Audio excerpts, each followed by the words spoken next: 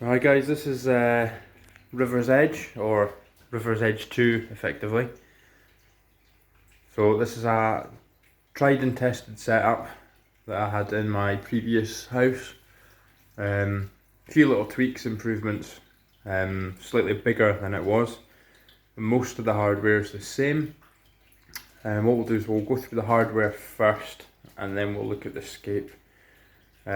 So for the tank, I can't remember the supplier. It's actually, you get them on Amazon for a 50 by 50 by 100 aquarium with a black silicon.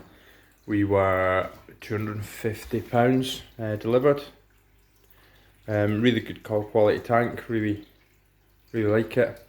No issues, delivered really quick. I've actually gone with some B&Q cabinets with a green shaker style.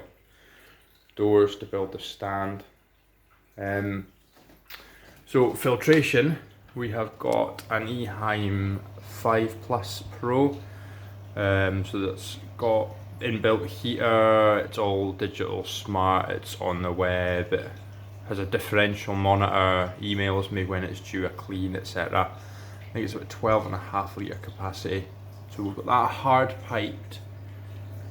So the return to the filter is actually below the pebbles in what I would call the river, the deep river.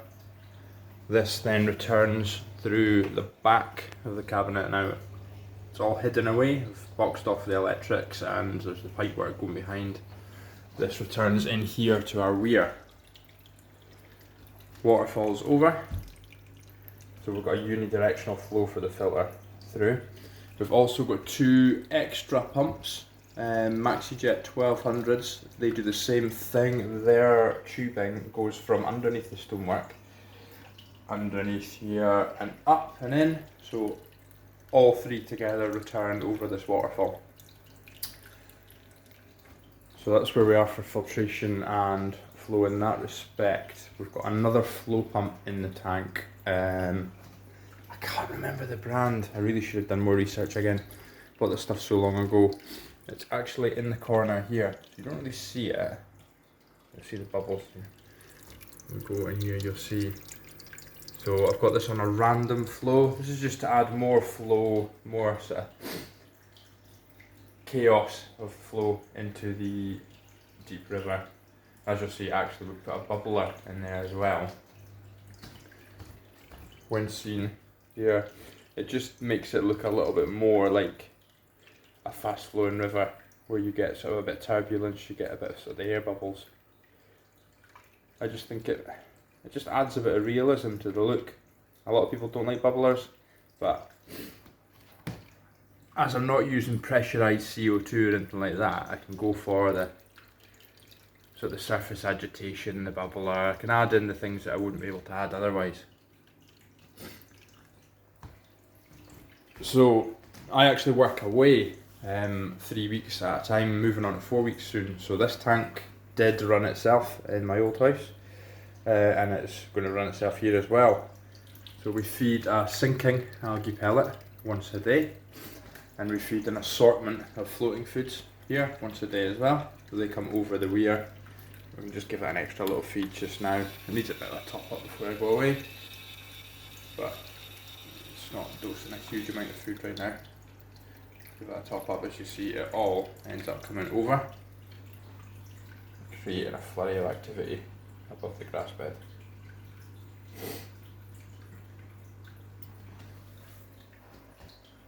What we also do, we have a D&D dosing pump here. We've got a water chamber. Now this is going to get changed out for a 110 litre tank in about 3 weeks time. At the moment it's a 30 litre tank. We can use the Bluetooth app to set up that pump however many times a day.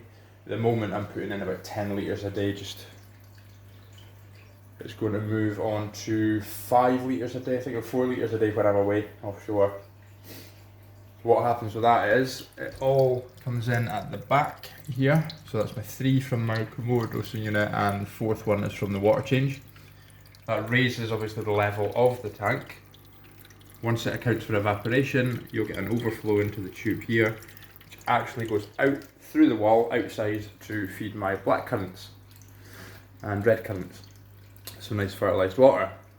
So the rest of these tubes you can see come up along with some cabling, all hidden nicely with fake ivy, to a Kamoer dosing unit. And what we do with that is we've got liquid carbon, that's easy carbo, TNC complete, watered down obviously, and we have some bicarb. So I'll do like a monthly, maybe 6-weekly test and just trim the levels up and down. Obviously the fertiliser is going to be more a case of keep an eye on things like nitrogen and stuff, but mostly it's going to be plant health and algae, turn it up and down. The easy carbo again, it's more to do with the plant health and how much I'm actually dosing as to my maximum. But the bicarb, obviously we buffer our water change water and then maintain the carbonate hardness for the shrimpies. Haven't got a lot of shrimp in here at the moment. Most of the ones that are there are hiding, but we do have the odd 1 or 2 little cherry shrimp dotting about. Hopefully the colony will now start to expand now we're back in a maintained system. So that is the basics of how we are set up, how we maintain water quality, how we feed, etc. What I've also done is, because I've hidden all the plugs and everything in here, I've got a smart plug for the water pumps, for the waterfall. I've got a smart plug for the bubbler, one of the feeders. This one here is just a battery Ehiem one. It just does it once a day, does its thing. This one here is actually a 2-year Smart Life Wi-Fi one. So those, the plugs for all this and the filter itself, obviously they're all connected. Although it can all be done by app, I can feed by voice. My smart home system also monitors it. I've got a temperature probe in the tank, a temperature probe in the room, just hidden here, and a temperature probe in the cabinet. They all feed back to my HomeSeer home controller. If the temperature of the room drops too far, it's going to increase evaporation. So if I'm away and the room drops too low, I kick my heating back in. I don't like too big a differential between the room and the tank. Obviously I can then monitor as well, is the heater working correctly, etc. Get somebody round.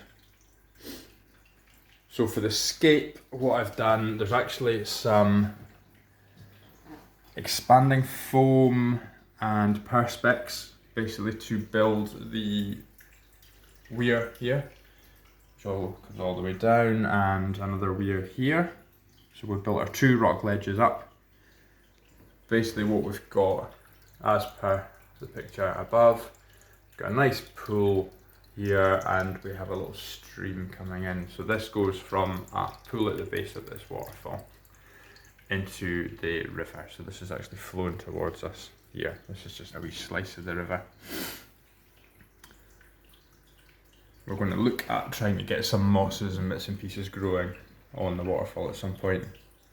So although we have a little bit of the turbulent flow from this pump comes across here, in the main our water is carried across this grass bed.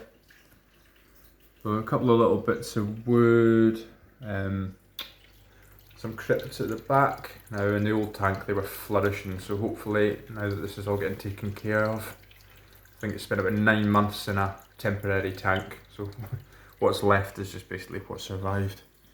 Some little endlers in here.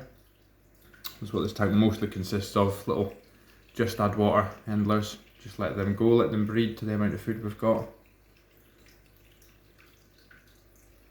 We've got some aqua soil as our top layer. We've got some play sand further down and some gravel, but again, we've painted over just to hide most of what's going on in the background. So we've got some little bits and pieces tied onto some wood just to create a bit of clutter on the rock work, stuff that's been pushed out of the flow of the river. find a resting spot. And then into the river proper, so a few taller grasses. Let's say our bubbles. Just giving that sort of. So a little bit of leaf litter.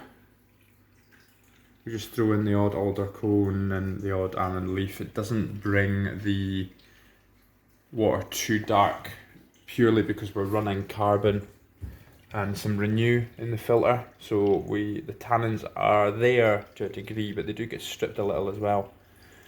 It never gets too dark, no, not too tea-like, but we've got an alder cone and stuff here. Some more leaf litter. Siamese alligator. There should be a little pal somewhere about as well. Don't normally find them too far from each other.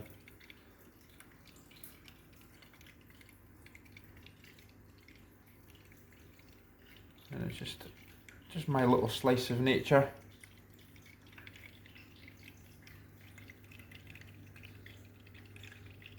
We do have some coolie loaches in there as well. We do see from time to time dotting in and out of the stonemark, but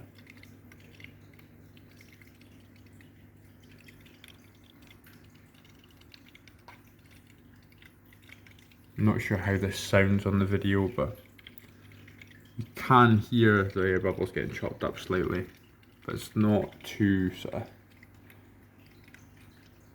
to me it's not too loud. I do have them go off at 10 o'clock at night if I'm sitting watching a movie or something like that. The pumps here stop and the bubbler stops, so we have about a quarter to a third of the flow over the waterfall.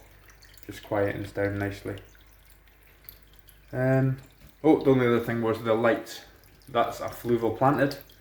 I've read on the forums a lot of people don't like the coloration, or they don't think it's strong enough, etc, etc.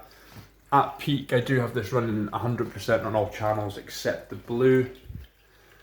I quite like the coloration. I do have it ramp up the cool and the... is it cool and the day white, I think, ramp up after the warm white. Gives it that nice sort of orangey glow as it ramps up in the morning, again orangey glow as it ramps down at night. Yeah, I like it. It's a compact light. Now this tank is deeper front to back than the last one, by about 10-12 centimeters. So we'll see what happens at the front.